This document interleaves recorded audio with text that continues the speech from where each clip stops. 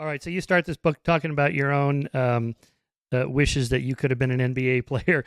Now you're what? You're probably about my height, maybe 5'6", 5'7", something like that. Yeah. Well, I lie on my height. So do you want the truth or the? Do you want round the date? up. When I was single, what I put on dating sites or the real number?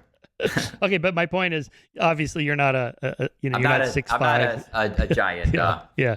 But okay, so what are the variables that you could have had? Let's just use an example. What would you have had to make up for the lack of height to still make it in the NBA? There are lots of random things that contribute to NBA success.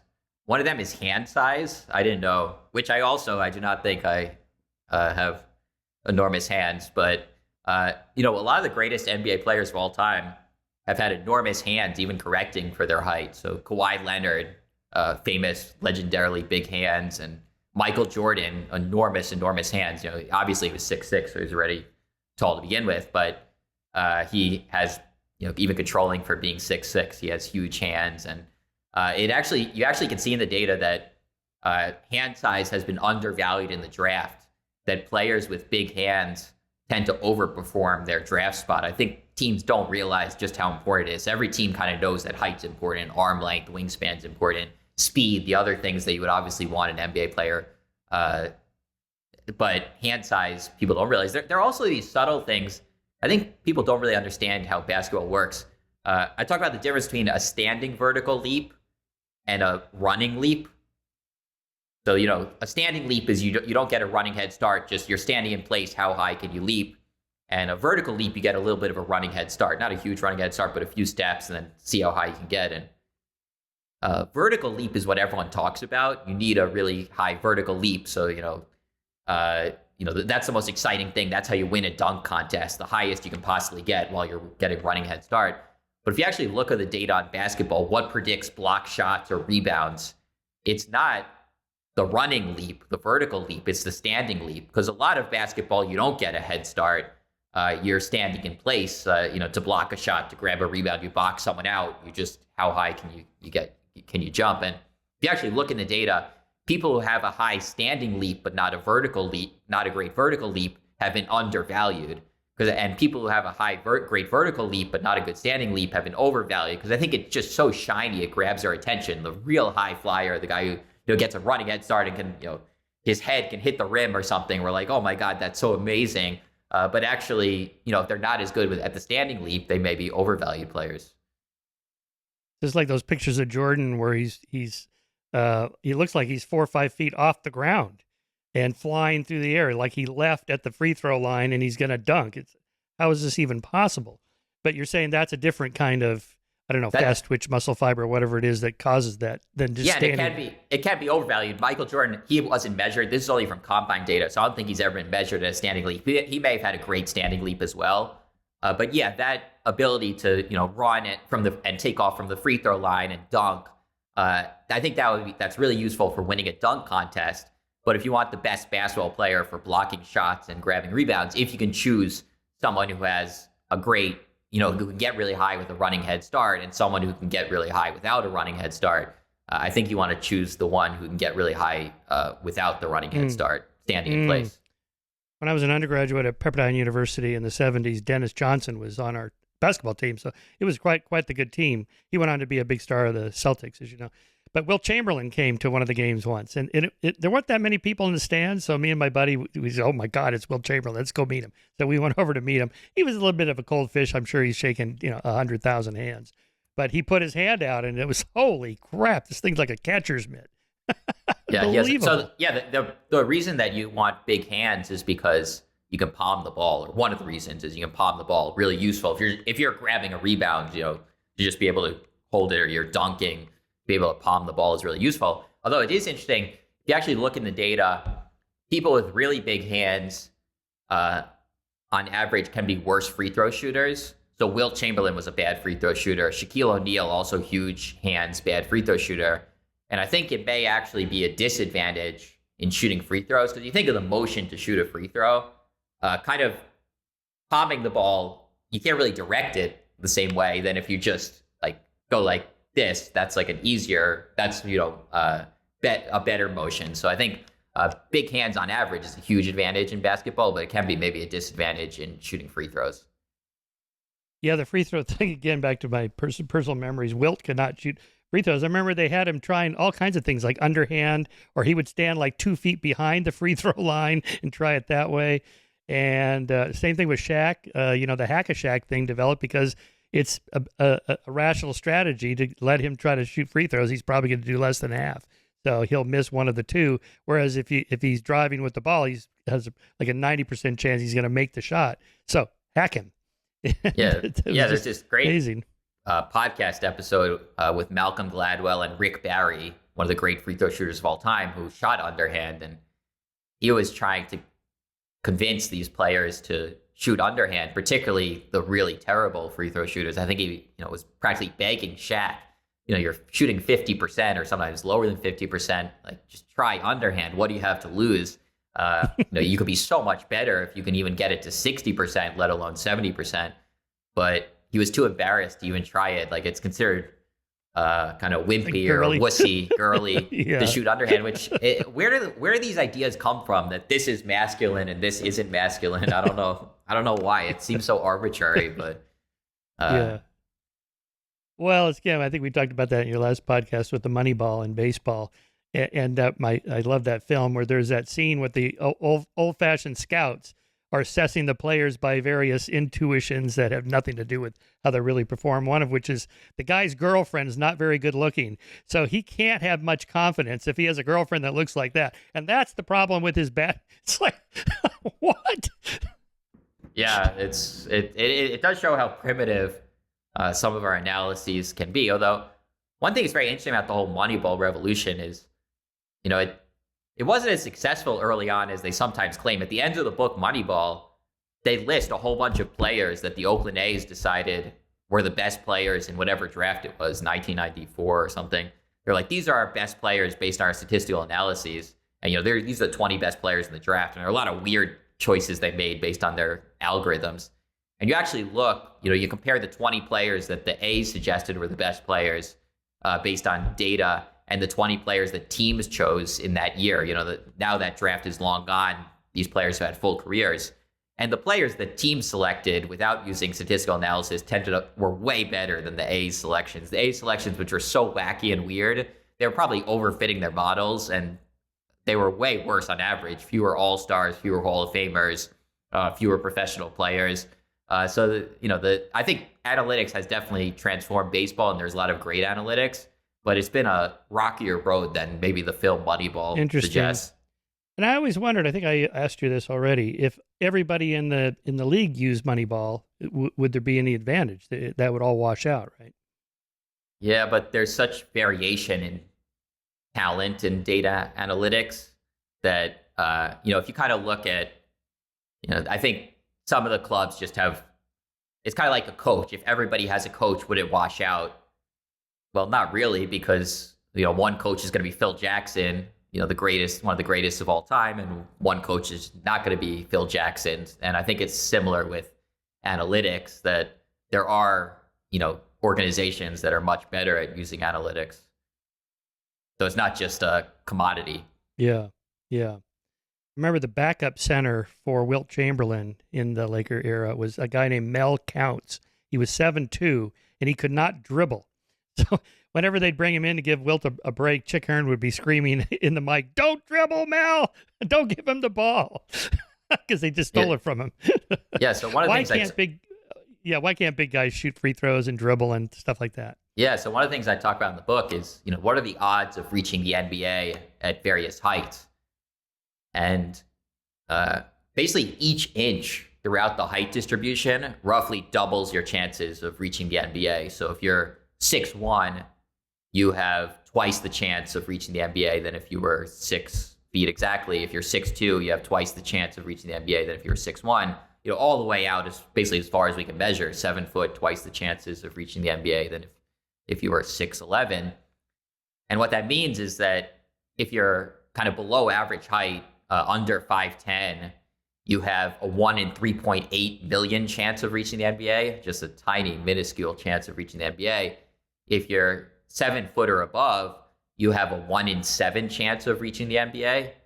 which is an astronomical, just such an enormous chance of reaching the NBA. I don't think there's anything comparable where one such obvious trait gives you such an edge for reaching the top of such a selective field. But if you think about what that means, if you have a 1 in 7 chance of reaching the NBA, if you're 7 feet or above, it means you don't have to be that good to be an NBA player. So we think, when we think of a professional athlete, we think that they would have to be extraordinary at their craft to become a professional athlete because, everybody dreams of being a professional athlete. You're competing against so many people. But I think the rules are that traditional rule is off the table for 7-footers because instead of, the average 6-foot player is competing against millions of men for his spot. The average 7-foot player is competing against dozens of men for his center position. And what you see is across the data, just, the taller people are, the worse they are on any athletic skill we can measure. They're slower, they jump less high, they're worse shooters, they perform worse in the clutch, they frequently are weaker, they have worse agility. And I think that just directly follows because height is such an advantage in reaching the NBA. The more of it you have, the less good you have to be in other traits. And you do get these ridiculous situations where, sometimes, you can kind of, George Murasan, I think he was 7'6" or 7'7". I forget where he's from, Romania or something. And his height actually came from a growth disorder. He had a pituitary gland disorder that led to enormous height. His parents were both average height. And, he wasn't skilled particularly at anything, but he was so enormous that he was still useful on a court and could be an NBA player just based on his enormous height. Similarly, Moneyball, a lot of the tallest NBA players don't start playing basketball until they're 12, 13, 14, 15, and they grow to their enormous height. They may have, grown up in another country where basketball wasn't particularly popular. They have a growth spurt, and maybe a coach or a gym teacher or a random person on the street is going to be like, hey, you are enormous. Have you thought of trying basketball? And a lot of these guys become NBA players. Some of these guys become Hall of Famers. Hakeem Olajuwon, Joel Embiid, Tim Duncan all came to basketball very, very late. But with their enormous size, it offers just such an advantage in basketball that you can become a Hall of Famer even starting very late. So to rephrase it, the size of the population of people that are, say, 6 foot versus 7 foot, you're going to have a huge, wide bell curve with a big middle. So to be 3 standard deviations or 4 standard deviations out from the mean to make the team at 6 foot, you have to be it's much harder because there's so many more people that are in that pool from which to select when the teams draft versus at 7 foot, there's just hardly anybody you have to go up against.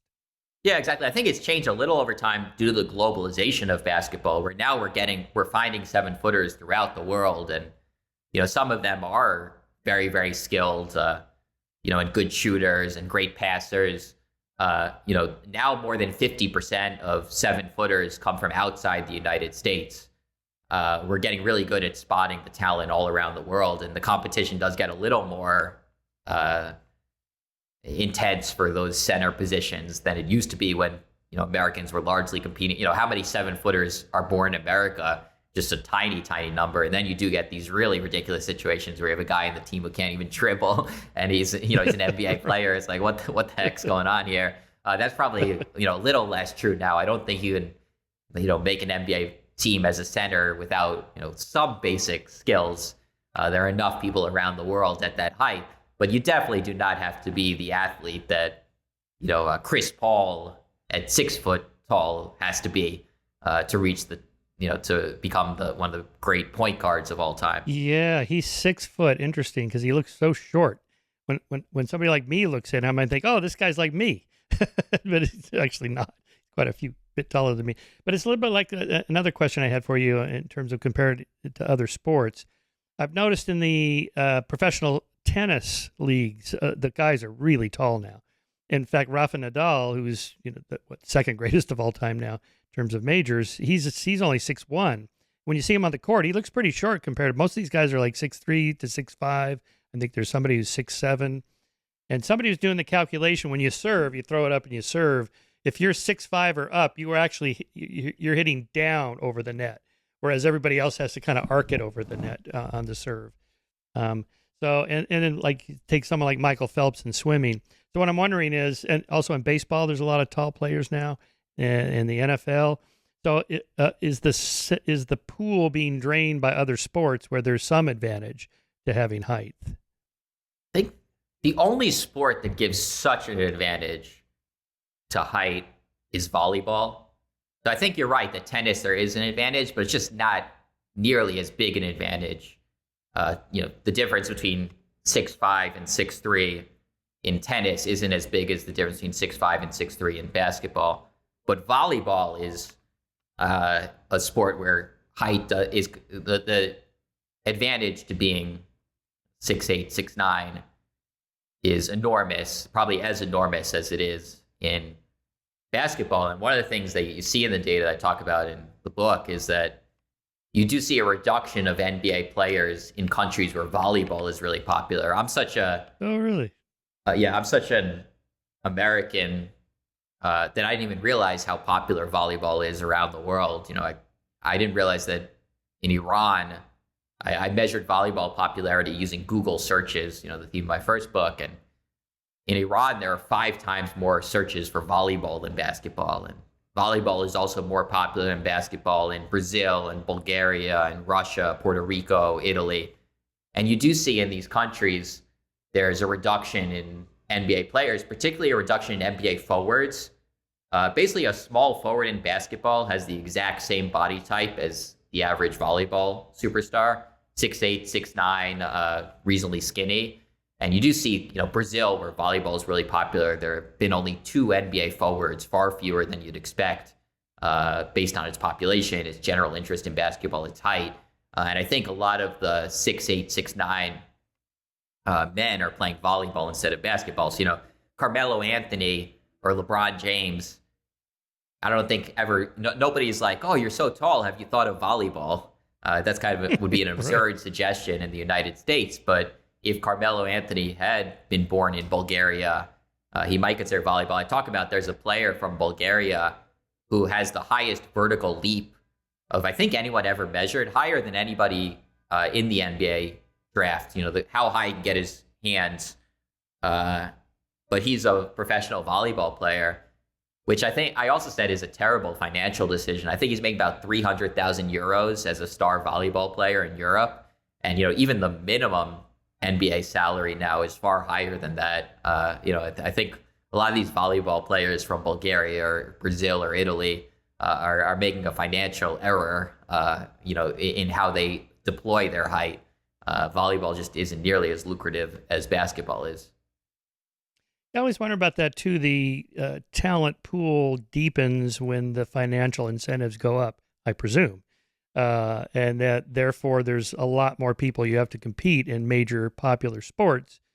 Whereas in America, in my sport, cycling, I mean, almost when I got into it, nobody was a cyclist. It was easy to just waltz in and be pretty good because there was not much of a talent pool compared to, say, baseball or tennis. Or tennis was getting really popular in the 70s when Bjorn Borg and Jimmy Connors and McEnroe, they kind of put it on the map, and all of a sudden everybody's playing tennis.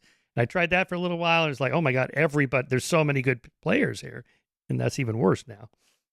Yeah, I mean, it's a combination of the financial incentives, also just how fun the game is, maybe. I think a lot of football players, I think Travis Kelce, the tight end, who's now famous for dating Taylor Swift, said that any NFL player would rather be a bench warmer on the NBA because it's just, first of all, it's part of it is financial. I think the NBA is just kind of a kinder, gentler league. The NFL just puts people through this ruthless process to get, most of the money is not guaranteed. Just when you're about to hit your guaranteed money, they cut you. It's a ruthless league. And then, of course, it leads to all kinds of long-term problems with both chronic pain and mental problems, CTE. And I think, the brutality of football maybe does limit the pool a little bit. If you talk about how the NBA has been able to get all these great players from around the world, right now, maybe the top 4 NBA players are foreign born. Giannis, the Joker, Joel Embiid, Cameroon, and Doncic. And NFL, it's not like that at all. There are basically no foreign players. Maybe I think some Australian punters is about it. But part of that may be that it's not as desirable an outcome that the best athletes in around the world. I think they could get on board with Michael Jordan being the next Michael Jordan. They'd maybe be a little less on board with being the next Junior Seau, the great linebacker who ends up committing suicide probably because of problems with his brain. Yeah, so I guess also that where the talent pool is drawn from, Major League Baseball, they're not getting college students. They have their own leagues that they bring them up in, and they nab them in high school, right out of high school. NBA, most of them go to college. NFL, they all pretty much go to college, I think, still. So I guess it depends how open the league is to having foreign players just come in because they're great. Yeah.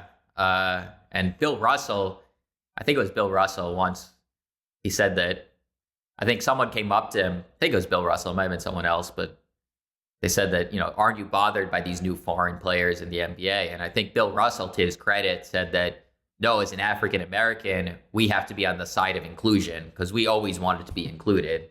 So, now we can't, now that we're dominating the NBA, we can't be upset that someone from Serbia or Croatia now wants to join the NBA. We have to be on the side of inclusion. I thought that was a generous quote. And speaking of Bill Russell and long-term trends, could anyone ever win 11 NBA titles again now? Yeah, definitely.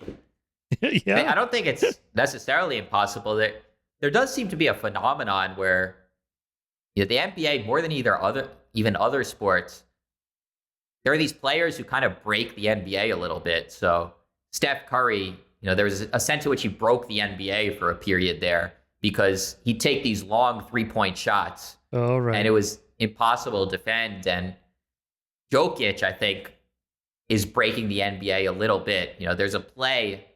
I was recently talking to someone on the Denver Nuggets, and there's a play that the Denver Nuggets run that's very, very hard for people to stop. Just the combination of all their pieces.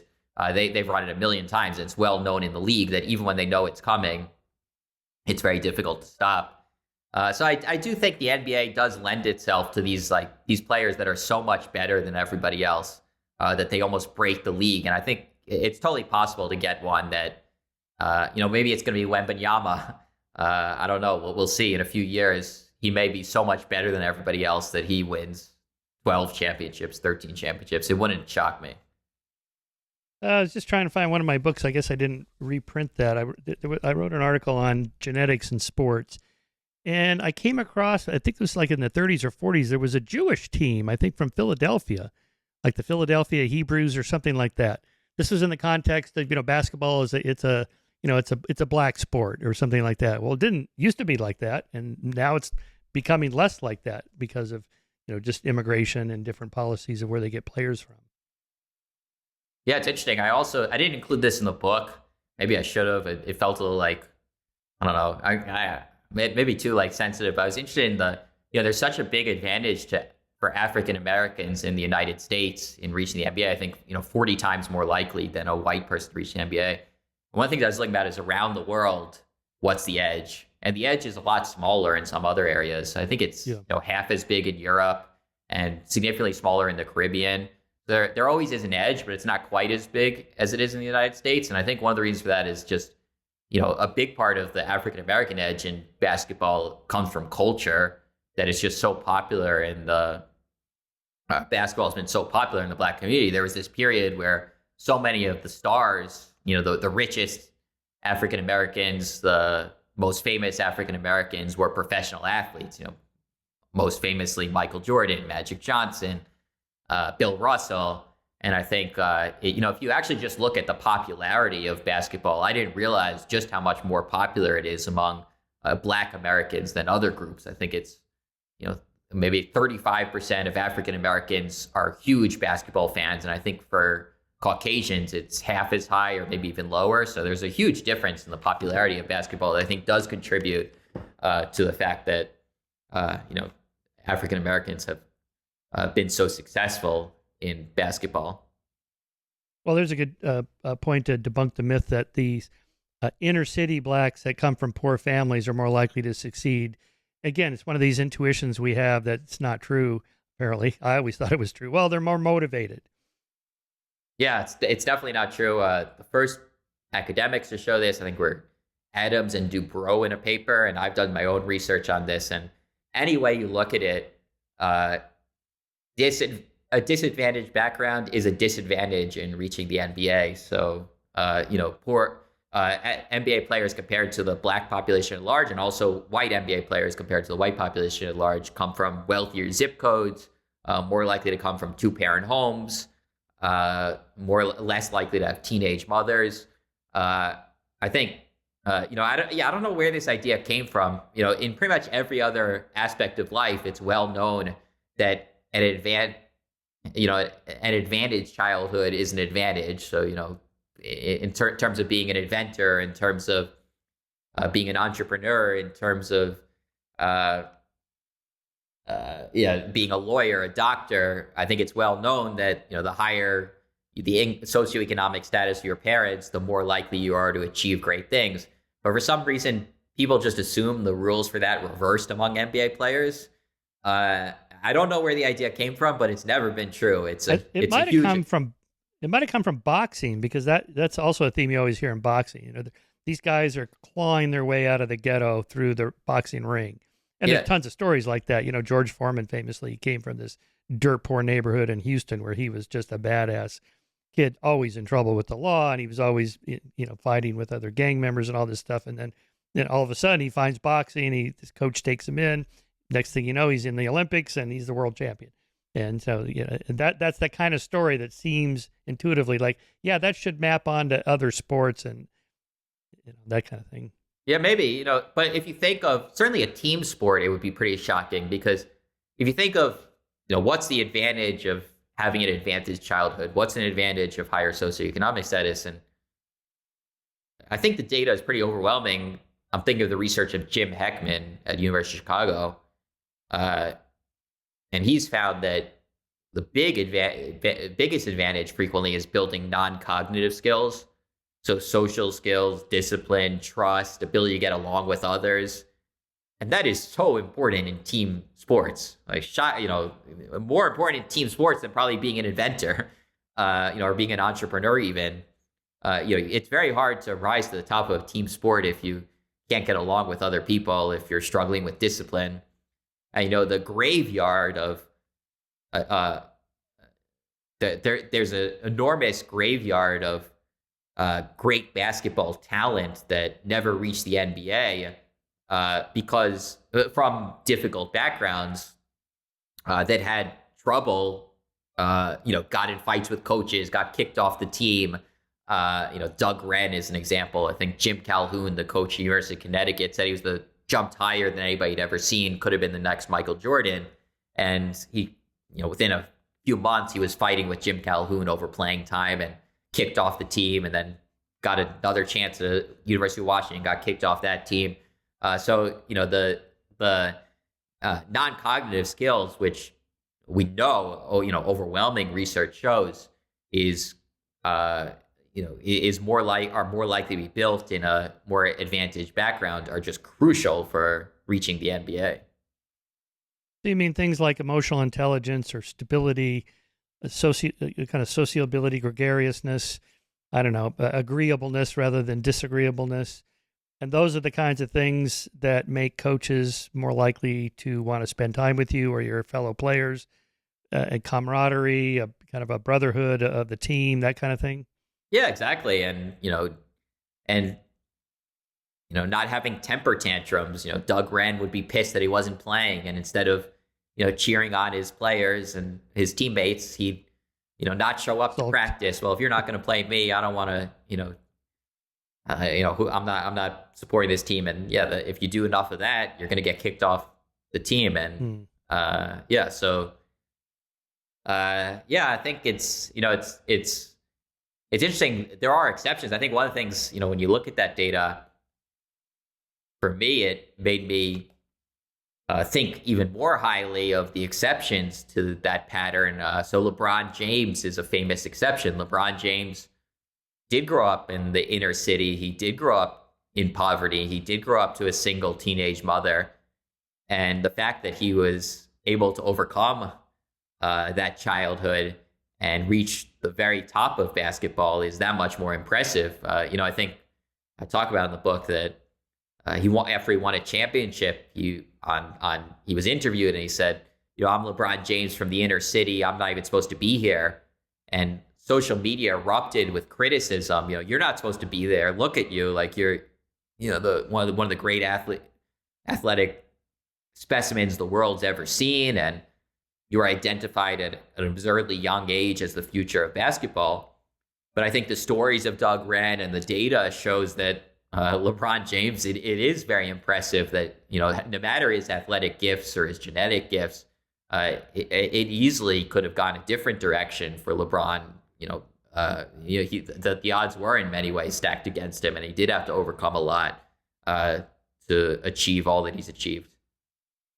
Yeah, here it's good to remember that all the data you have and other people have talking about these things are on groups, on large populations. That's not the same as one person. LeBron James, that guy right there. That's not gonna that's not gonna inform us about the whole data set. Yep. But how about how about the relationship between height and making the NBA, and then you have a player like Muggsy Bogues, who I talk about a bunch in the book, who's 5'3" and played 14 seasons in the NBA. I mean, the chance of a 5'3" person making it are tiny, and he overcame those odds. Yeah. Yeah. So also in terms of success, I guess it depends what's the metric you're using. I mentioned Bill Russell, 11 NBA championships. Yeah, that's one metric, and Michael had 6 and Kobe had 5, right? And but that's not the only thing. It's like, how many games did you win? How many points did you score? LeBron, now the all-time point scorer, but so what? Maybe there's other metrics that are just as important to winning, having a winning team. Yeah, I think we're not there. We haven't found the metric yet in basketball, or maybe a little closer in baseball. It's a little bit of an easier sport to understand because it's more of an individual sport. It's more clear how someone contributes. Basketball is very, because it's a team sport, it's very hard to measure an individual's contribution. And, a lot of the things that contribute to a team's wins are very subtle, making a pass that leads to another good pass, or setting a good screen, or, playing good defense.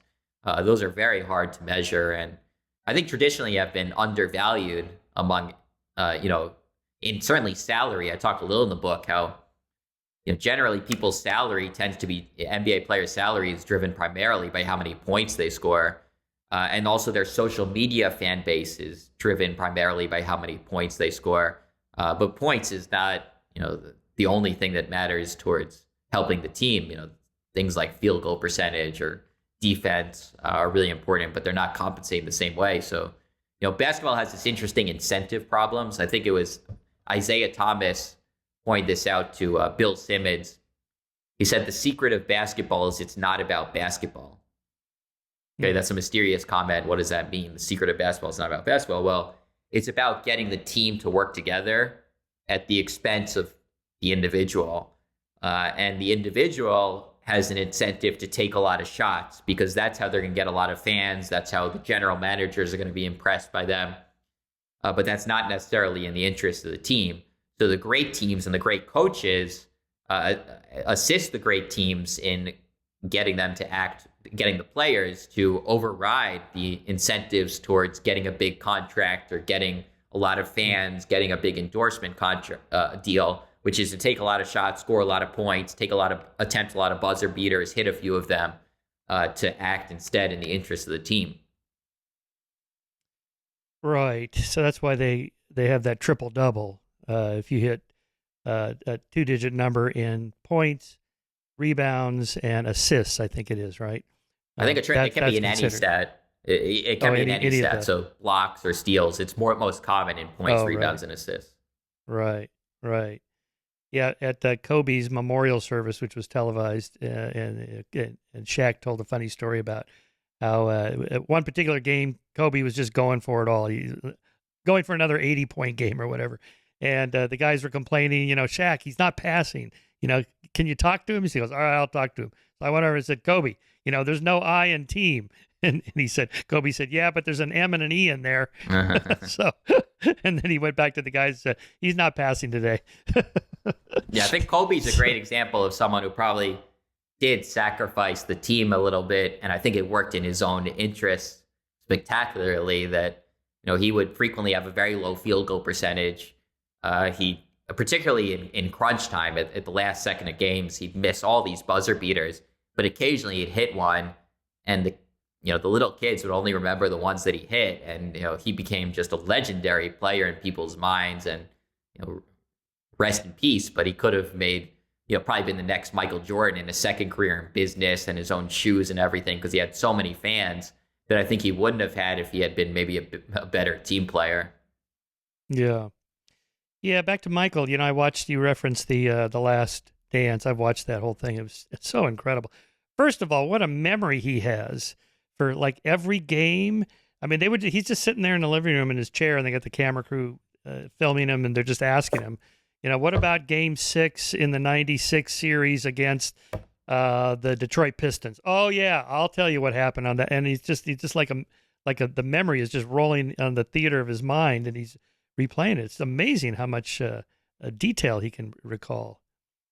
There's this interview with apparently a thing about memory.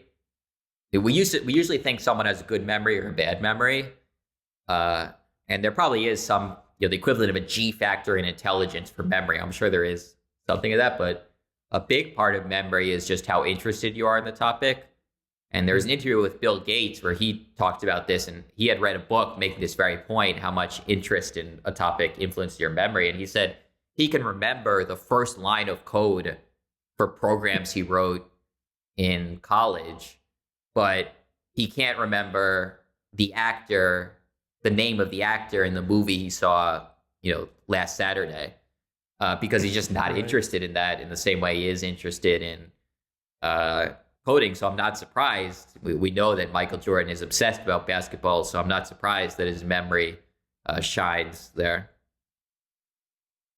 Yeah, the other thing too about how great he was is the interviews with the other players, not just Scottie Pippen and Rodman, who were in Jordan's league, but the kind of the bench players or the backup players, or just the other two when there was 5 on the court. I can't even remember who they are. These guys have to be also like 5 sigmas out from the mean of the general population in terms of their athletic ability. And they're going on about how off the charts great Jordan is. He's just so much better than us. And we would sit there on the bench watching him going, oh my God, I can't believe he just did that. And it's like, wow, if those guys can't believe it. Yeah. He was incredible for sure. He caused me a lot of pain in my life because it was usually the Bulls that eliminated the Knicks. Right, that's right. Yeah. And so what's the secret sauce there? Again, given the fact that he's an individual versus the statistics and data you have. But he obviously had the secret sauce there, the height, the grip, the jumping ability, whatever it was, but also motivation, training, practice, coaching. I don't know, what kind of deconstruct. Yeah, I think people talk about the motivation, the discipline, the competitiveness, the drive with Michael so much. And obviously those are incredibly important. And that separates him from, say, Shaquille O'Neal, who probably had more natural gifts. Shaquille O'Neal was, I guess, 7, 8 inches taller. But Shaq admitted that he didn't ever want to practice. I think Phil Jackson once said that Shaq would have won 10 straight MVPs if he just worked harder. And you think Shaq would be deeply offended by this, but he's just like, yeah, he's probably right. Shaq kind of admitted that he didn't work that hard and got by on his natural gifts in a way that Jordan didn't. But I do think there are probably other people who had the same competitiveness, the same drive, the same discipline, the same work ethic that Jordan did, but didn't have his natural gifts. So, Muggsy Bogues would be an example. To achieve what he achieved at 5'3", I'm sure it took just as much of all these qualities that we, point out in Jordan. But unfortunately for Muggsy, those qualities were stuck in a 5'3" body. So when he applied them, they only led to being in the league for 14 seasons as kind of a okay player. Whereas when Jordan applied them and combined the, being 6'6", the enormous hands, the great vertical leap, he could become probably the best player in NBA history.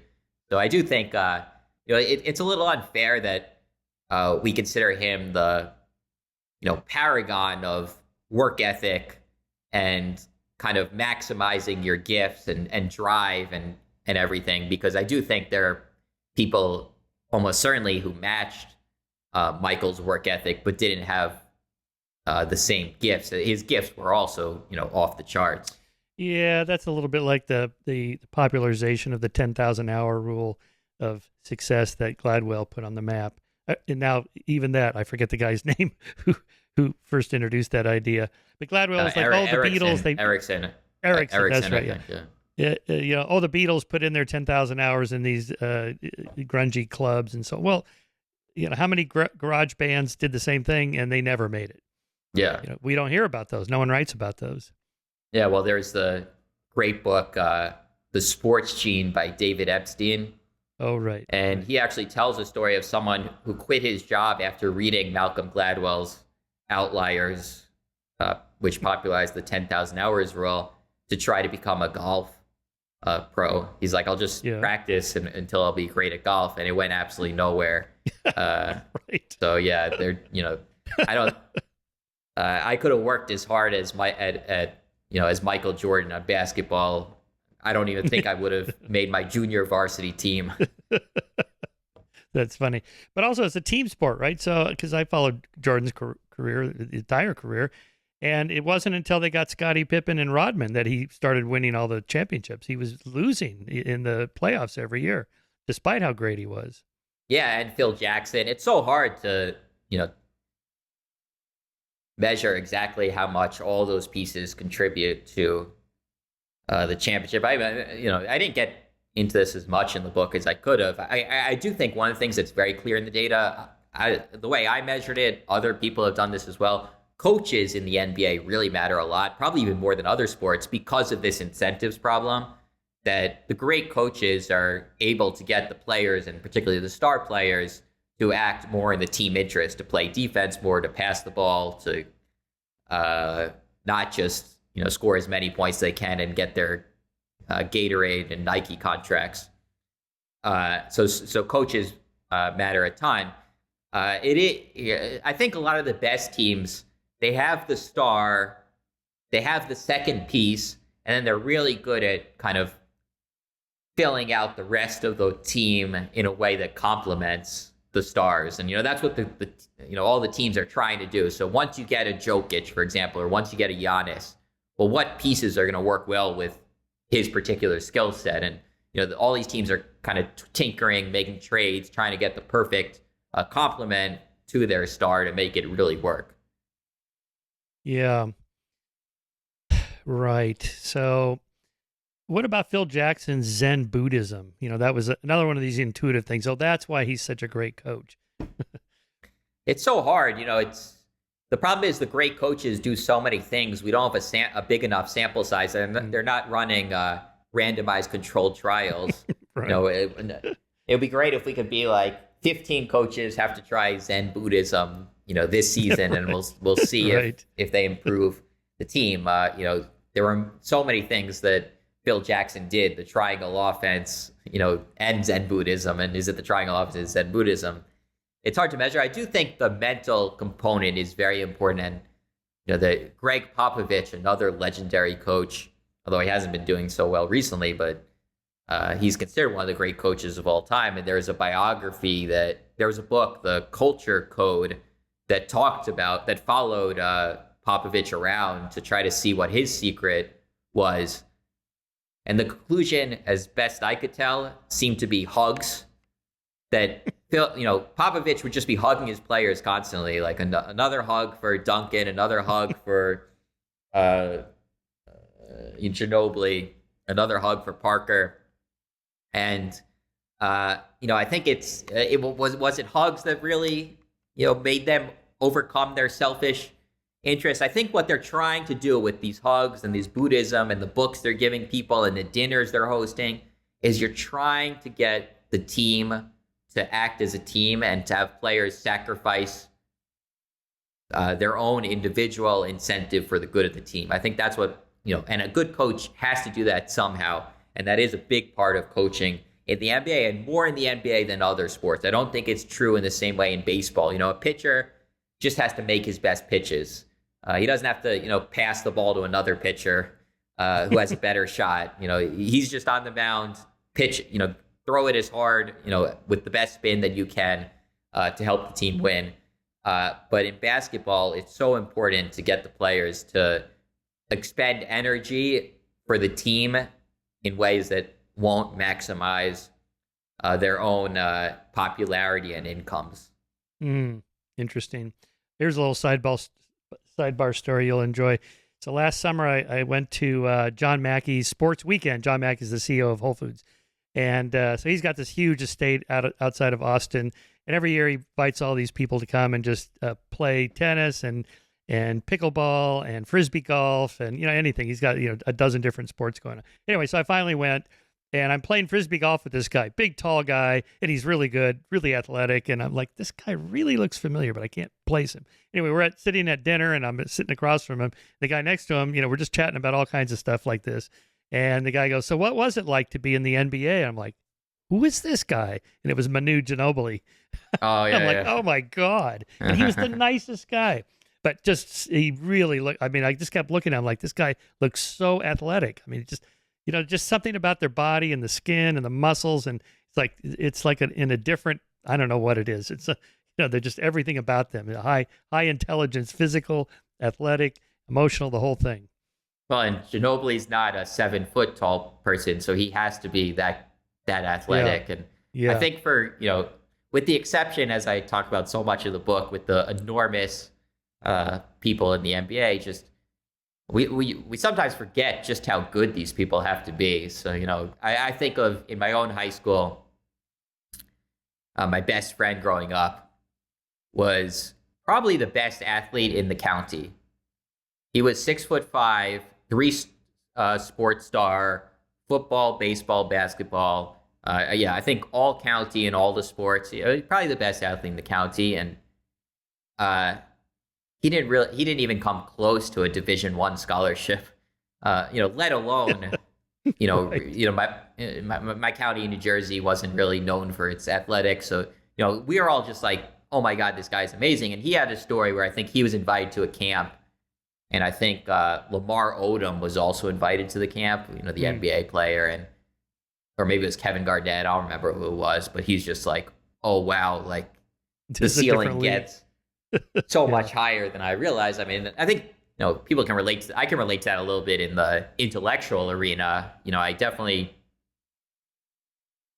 in my high school, I was really good at math. And even as a Stanford undergrad, I had really good grades, and I was, sometimes scoring the top of the class in economics classes and math classes and everything. And when I got to Harvard PhD program and, the students, but also just the faculty, I'm just like, oh my God, when you meet a Raj Chetty, the way their brain works, you're just like, wow, that is, that's like my best friend meeting Lamar Odom. I'm like, I thought right. I thought my mind's operated on a high level and that, I was very logical and mathematically inclined, but, you do realize that there are a couple standard deviations further out, and what it is to be in the presence of someone who's a couple standard deviations further out. Yeah.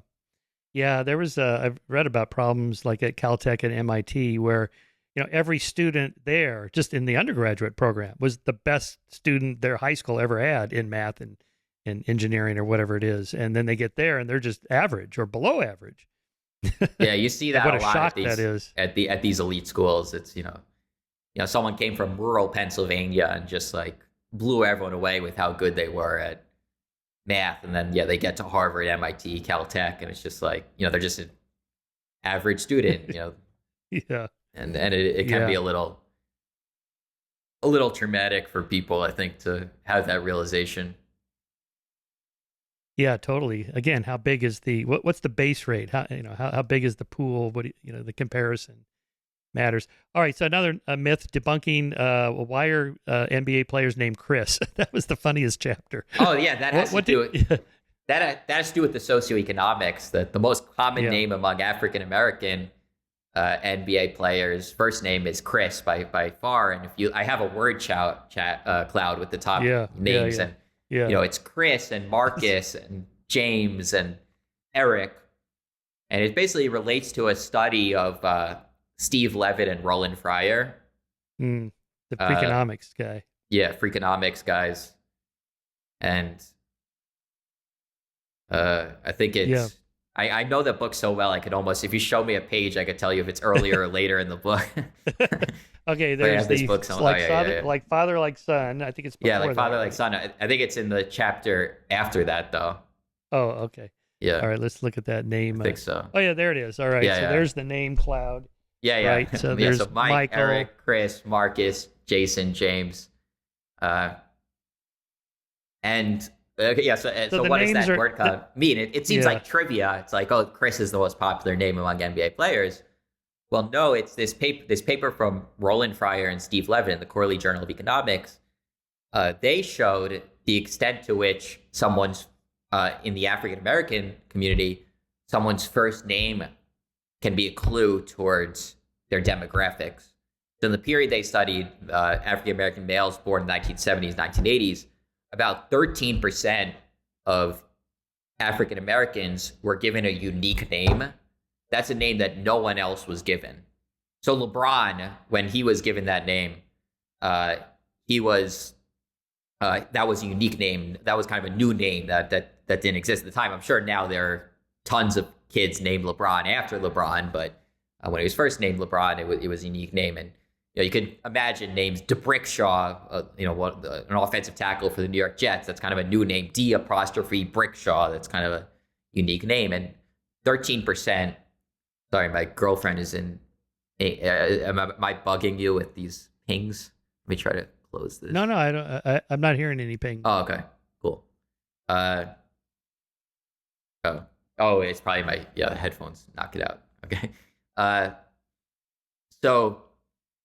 13% of African American boys in this period were given a unique name.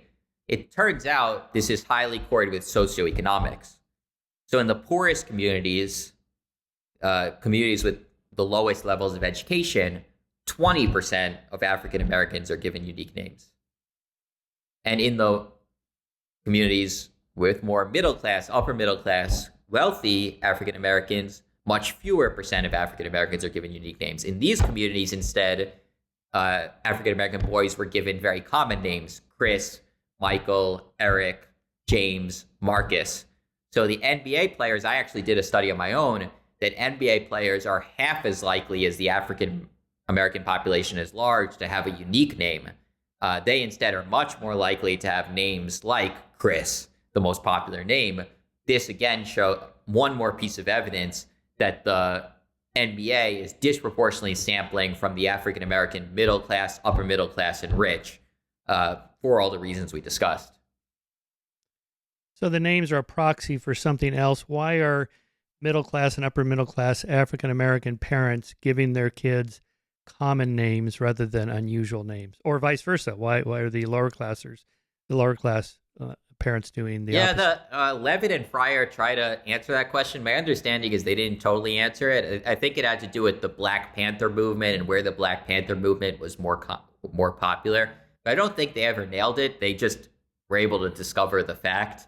But I don't know that they fully, they ever satisfactorily said why that is. But a lot of it is just there are differences in names by socioeconomics in every community, just because we're culturally we're so segregated based on income, and you tend to give the name, your kids the names that your friends, copy what your friends did, and for a while, certain names are examples, in the Caucasian community are examples that you're more likely for your parent to have a graduate degree. Alternatively, certain names are more likely to be evidence that your parent didn't graduate high school, just because there's segregation. So naturally, these communities are going to differ in the names they're hearing, the names they're exposed to, the names they're thinking about.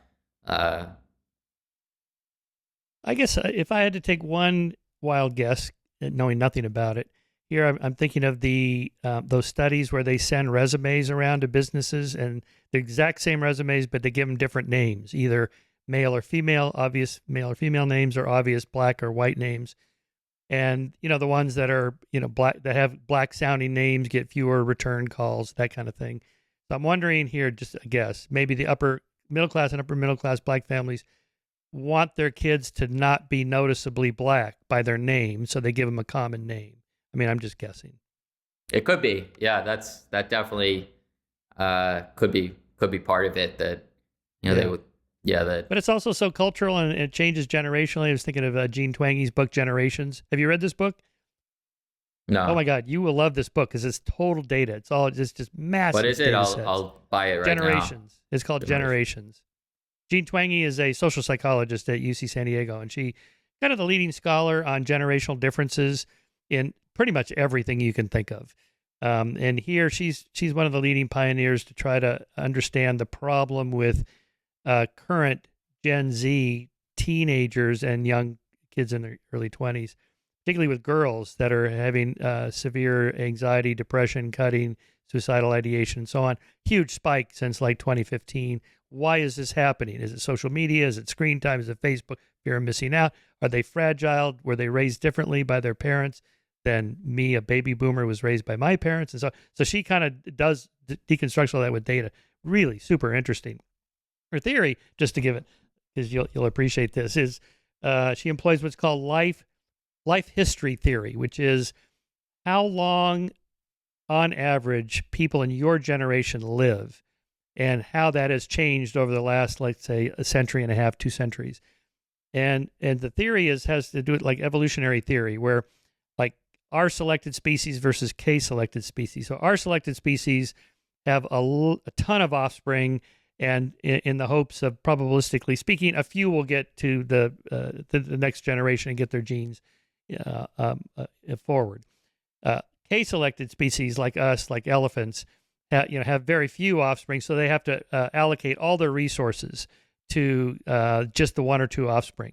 So they're very risk averse, and they're very kind of helicopter parenting, as we would say now, over the 1 or 2 kids that they have. Versus you have 10, or you're a salmon and you have 1,000 eggs, and you send them out there and hope some make it. Okay, within each species, there's variation about how many offspring they have, and so the more or less you have determines how risk averse you are with any one child. Anyway, her theory is that in the course of the 20th century, we were all living longer thanks to technology and public health and vaccines and whatnot. So as life goes on longer, your life history pace can slow down, and you don't have to have as many kids or as early. So she has data showing, for example, that baby boomer women had their first child at age 19. Gen Zers now, or whatever, maybe it's the one before that, it's 29. It's a whole decade slower before they have their first kid, and they only have 1.5 or whatever it is instead of 3.2 or whatever, just across those generations. And her theory about the helicopter parenting is if you only have one, and you have it late in your life, that's it. You only get the one shot, so you put all your resources in. You have play dates. You don't let them walk to school. And everything is super protective, so they're fragile. That is, they're going out into the world more protected and less ready. This is her theory about this. Anyway, I thought you might appreciate that.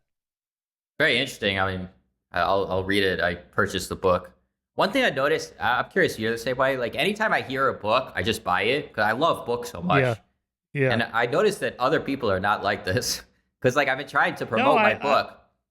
Yeah. I'm trying to promote my book, and occasionally I'll get like, I have a tweet that goes viral, like 1.1 million views, and I'll have the link to my book. I'm like, oh my God, I'm going to be rich. I can retire tomorrow. You know, if 1.1, I self-publish this, I get $5 a book, you know, 1.1 million views, 1 million will buy it. I got $5 million in an hour, you know, because if I see a tweet with a link to a book, I'm like, always buy it. But I think, you know, I can see the data, and I think 5 people bought my book out of 1.1 million views. People just do not. It's very hard to get people to buy a book. I know. Not hard to get me to buy a book.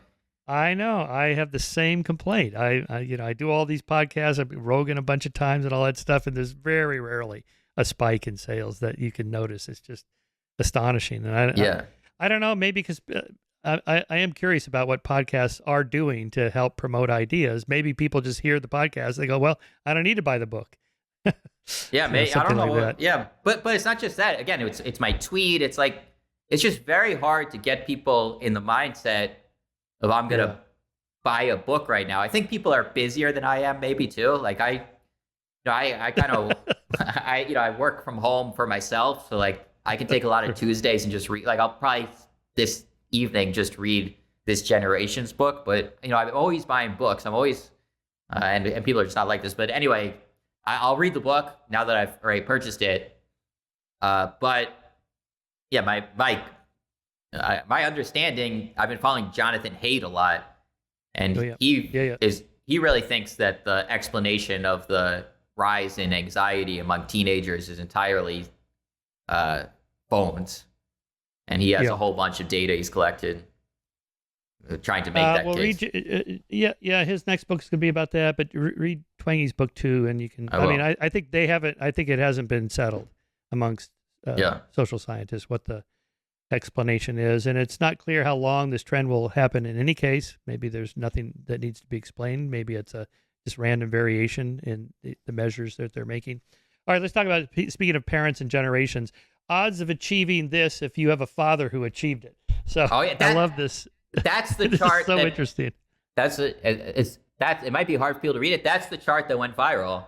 That was the 1.1 million views. I tweeted that chart, and I got 1.1 million views. And I'm like, I thought I would sell hundreds of thousands of copies, and I sold 5 copies.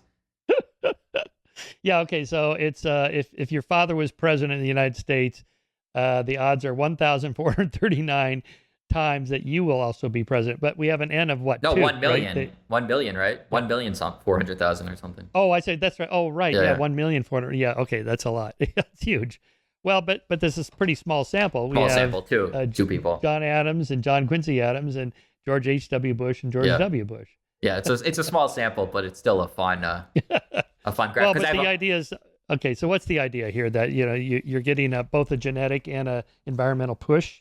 Yeah, so so the book's about the NBA. So I talk about how a son of an NBA player has 744 times higher chance of reaching the NBA than an average American, which seems enormous, 744 times. But then you compare it to a lot of other fields, glamorous fields, and it's much lower than other glamorous fields, like not just president, but billionaire, reality TV star, Grammy Award winner, Pulitzer Prize winner, and Army general. And I think, say what you will about sports, they are legitimate meritocracies. So you really are judged by how good you are. Again, I'm wearing my Patrick Ewing jersey. He was one of the greatest Knicks, maybe the greatest Knick of all time. And his son, Patrick Ewing Jr., had a tryout with the Knicks, but they cut him because he sucked. There's no mercy to, if you can't play, you can't play. It doesn't matter, who your father was. And so, there's not really nepotism in sports. And I think that limits the father-son advantage, as enormous as it is, for 2 reasons. Genetics is the big one, and nurture as well, which I talk about in the book as well. There is a big advantage, to having a father play in the NBA, but it's not as big as something like president, senator, reality TV star. You can literally put your son on your show. Hulk Hogan had a reality TV show, and he just put his son on the show. So there are definitely fields that are less meritocratic, where fathers can give their sons much bigger advantages than they can NBA players. Well, yeah, certainly if you need an entree into the field by being introduced to, I don't know, movie directors, and your father's a movie director or a movie star, and it's like, will you read my son's script? Now, maybe if the son's script sucks, well, then the movie's not going to be made. But how many scripts are written that are really quite good, and no one can meet the producer, the movie director, whatever, to give them the script to even read? Yeah, exactly. Whereas basketball, we put so much energy into finding talent that, if you're good, if you're 7 foot tall, and you a random boy and growing up in poverty and, Virgin Islands, you're going to get a chance to, show us what you got in basketball. That is one of the things that I love about sports, that it really is probably one of the truest meritocracies out there. Yeah. So above the sports are, Academy Award winner, Grammy Award winner, Pulitzer Prize winner. So there you have artists and writers and so on. What's the influence? The stuff I just mentioned, but you still also have to be good. So you're inheriting from your parents the genes for being a good artist or writer or whatever that is, that kind of intelligence. And then what? And then there's and then luck, I think, like you said, that you're helping getting in the door. And I think it's a little harder to judge artistic achievement, right? Jacob Dylan's album, from the Wallflowers, was a great album. I think there are lots of great albums. Was that better than, a Counting Crows album or a Maroon 5 album, or how do you say which one's better? It's not quite. You think it's hard to measure a contribution of a basketball player. I mean, we don't have anything like points per game or win shares per 48 minutes in rock and roll or movies. So it's very hard to judge. So then if your father's friends with the people who are voting in the Grammys, or the people who are putting out the albums, the people who are marketing the album, I think that's going to give you a huge non-meritocratic advantage. Yeah. What about like doctor and lawyer you have down there? I mean, they're all pretty intelligent. I guess once you get into the profession, isn't something like the average IQ of physicians is 130. So the difference between a great physician, I mean, it's probably not IQ. It's probably something else, some other kind of skill or creativity or whatever. Yeah, I think it also goes to that memory and interest thing. I have a doctor friend who just remembers like everything he learned in 7th grade biology, just like the names of every term and everything, and let alone the name of every medication. I would just be horrible at that. I can't remember the medication, the names of the medications I'm prescribed, like let alone yeah. What are you taking? Let me see. What is that again? Yeah, what's that? And they all give the hardest to remember names. I know. Yeah. So I would never be good at that. But I think probably the combination of a lot of horsepower, but also a great interest in the topic, leads to tremendous memory for the greatest doctors. Yeah, when I was an undergraduate at Pepperdine, I took a class in anatomy and physiology, and so they gave us the chart and the thing about every muscle in the body. And every bone in the body. And I thought, boy, thank God we don't have to memorize this. Well, we did. We were supposed to memorize it. And I realized why, because half the students in there were pre-med. I went, oh, yeah, that's probably good. Those guys do know those names. But I just could not get them to stick in my head. Same thing with, pharmacology or whatever. I could never pass a pharmacology class. I can't remember all those names. Oh, yeah, we're two peas from the same pod. It's a too different short kind to of... be in the NBA and too poor memory to be well, doctors. I guess the deeper question here then is, how lives turn out. Why are some people successful, others are not? What's the relative role of genes and environment? So just kind of give us the big take home here from what you learned studying the NBA about how anybody should be successful at anything. Robert Plomin, the author of Blueprint, has a phrase, go with the genetic flow. I think that's very good advice. Genetics play such a big role. And so NBA, I have a section on just how genetic it is, which is, there's probably 80% of basketball talent is genetic, in part because height is so genetic. You see that in the enormous prevalence of identical twins in the NBA. But you definitely want to do something you have genetic capabilities. And I think in the future, we're going to get to a point where kids can get tested so they learn their genetic capabilities. I talk about in the book, Sean Bradley, the 7'6" former center in the NBA. They studied his genome, and they found that he had 196 height-enhancing genes, which is why he turned out to be 7'6", and he ended up much taller than you would have predicted based on just knowing the heights of his parents. So I think in the future, you might tell Sean Bradley as soon as, when he's 4 or 5 years old, or tell his parents, Sean Bradley's has all these height genes. He might want to try basketball or volleyball or maybe tennis. He might want to try one of these sports, learn how to shoot, which seems to be something that the earlier you learn, the better you end up being.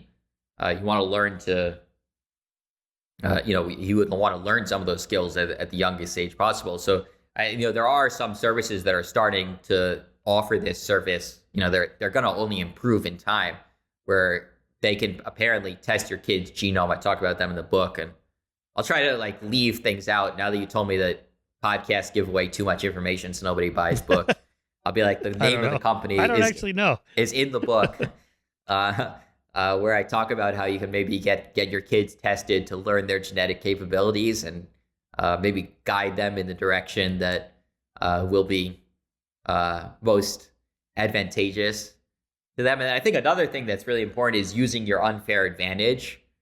So even with nurture, whatever nature you get, whatever nurture you get, whatever advantages you got, you got to kind of take advantage of them. So I talk about in my own life, I felt like writing this book, I felt a little bit like Steph Curry, because I have great nature in mathematics. Pretty much everybody in my family is very, very good at math. I think the best mathematician in my family is my grandfather on my mom's side, who was a Holocaust survivor, third grade education. He works as a house painter, but he was just unbelievable.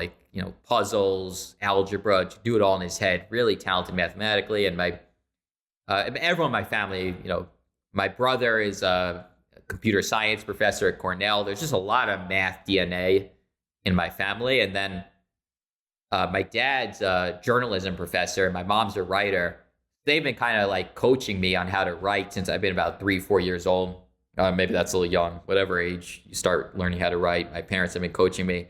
So I felt like in writing this book, kind of mathematical analysis and a book, I was really using all my advantages in nature and nurture. And to the extent it turned out well, which I'm very happy with it. I think that's an example of following where the advantages you get in life, and not kind of swimming upstream, trying to do things that you don't have the same advantages. And so yeah. So short of getting a 23andMe test, just try a lot of different things and see which ones you're good at, and then pursue those, and just ignore the rest. Yeah, I think that's a pretty good life philosophy for sure. Yeah. All right, last question I told you I want to ask you about. Where are all the Beethovens and Mozarts? There's 8 billion people alive today. There was, 500 million back in those Beethoven's day or whatever it was. Why aren't there, 100 Beethovens or whatever? Or is that even a legitimate question? So I should start with the caveat that I'm not an expert on this topic, although usually not being an expert on a topic usually doesn't stop me from pontificating on it or even writing a book on it. I'm not an expert on NBA basketball either. So, but I am not an expert on this topic. But I would say that maybe it has to do with copyright law, and that the Beethoven, the Mozart, they take the low-hanging fruit in a field, and that because of copyright law, you can't just redo what Beethoven or Mozart did, right? You got to create something new. And the greatest artists are going to be the ones who have the first go at it. They could really take the big, obvious, low-hanging fruit. And then we're all stuck, the followers are stuck with smaller questions to ask. It's similar to Tyler Cowen has a book out about the greatest economist of all time, the goat of economics, and it's all these older economists, that he's considering, John Stuart Mill and Keynes and Adam Smith, and Milton Friedman's the newest, but still pretty old. And I think they had much more wide open terrain to explore. That now an economist, even a great economist, Raj Chetty, he's so many of the great the questions are answered. The big models have been you can't write the solo growth model because the solo growth model's already been written. You can't write the permanent income hypothesis, come up with the permanent income hypothesis. That's done. You're not going to get a publication out of that. So you're kind of where you find the new avenue, and the great economists find their little their new area that has their own fruit, but I think the fruit's not quite as big. They're picking cherries instead of apples, or I don't know if that makes any sense, but they're not, I think and it's interesting that sports doesn't work like that. It's not like because Bill Russell scored all those points, or had all those moves, LeBron James or Wembanyama can't use those moves, or has to try something different. He can just implement everything they did and build on top of it. And and it's clear it's not true in sports. Nobody's like, I think when we debate the GOAT in sports, frequently the players under consideration are current players. Some people think Tom Brady's the best football player of all time, and LeBron or Michael's the best basketball player of all time, and maybe Shohei Ohtani is going to be the best baseball player of all time. So it's interesting that it doesn't happen in sports. I think it doesn't have this low hanging.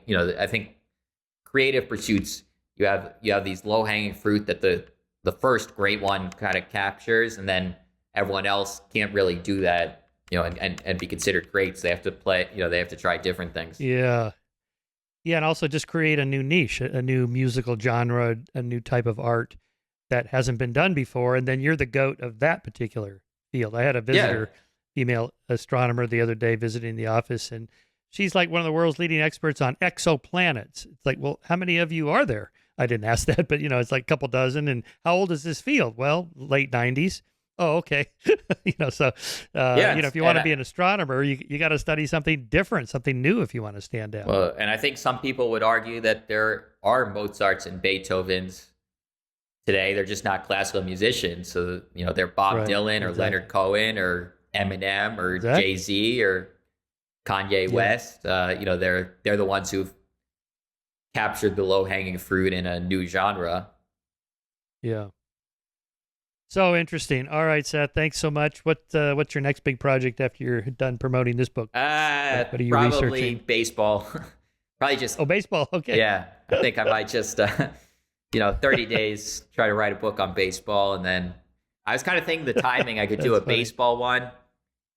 It'll come out in March for the opening day. And then I could do nice. And then I could do an Olympic one that'll come out in the summer, because there's going to be so much interest in the Olympics. And then I'll do an NFL one in like the fall. So, yeah. Oh, nice. 5 books in 1 year. Very good. So AI is not going to steal from you. You're going to use AI to your advantage. Now I just got to get people to buy my stupid books. So, yeah. Yeah. Oh, that's right. I asked you by email if you were familiar with Steve Gould's theory why no one hits 400 in baseball anymore. You are familiar with that, but that's exactly the kind of argument you would make, right? It was easier to stand out and be a 400 hitter in 1941, the last time somebody did it. Ted Williams, right? Yeah. Was that 41 or 48? I forget. Anyway. But now the talent pool is so deep, it's hard for anybody, even the best players, to stand out at that level. Yeah, though I think, I know that argument of Stephen Jay Gould. I think Ohtani's been a little bit of that's been tough for his argument. Ohtani does seem like he's an off-the-charts talent that does really stand out compared to other people. And I never was fully convinced by his argument. Okay. Because he said there's no 400 hitter, but there were 70 home run hitters. So where does that fit in? Where does Barry Bonds fit into his theory? Oh, right. Because Barry Bonds was way better than anybody else when he was playing. Now, maybe that's just steroids, which I think when he wrote his book, that was before steroids. Yeah. So maybe steroids were what changed his argument. I'm not sure. If I write this baseball book, I may have a chapter on that because it's a very interesting question. I'm not sure I agree with him or disagree with him. Right. Yeah. And the other one was the 56-game hitting streak by Joe DiMaggio. Gould said, that basically it's almost a supernatural event, almost miraculous, not likely to ever happen again. But why is that? And could it happen again?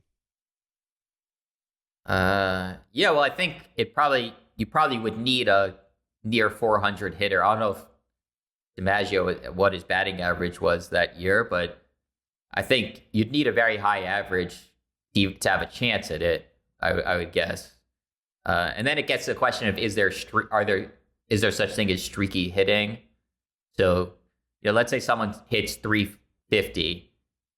Is there probability of getting a hit in each at bat of the season 35% the whole time, or or is it correlated because they have a good month and a bad month? The more it's correlated, the more likely you could see a streak.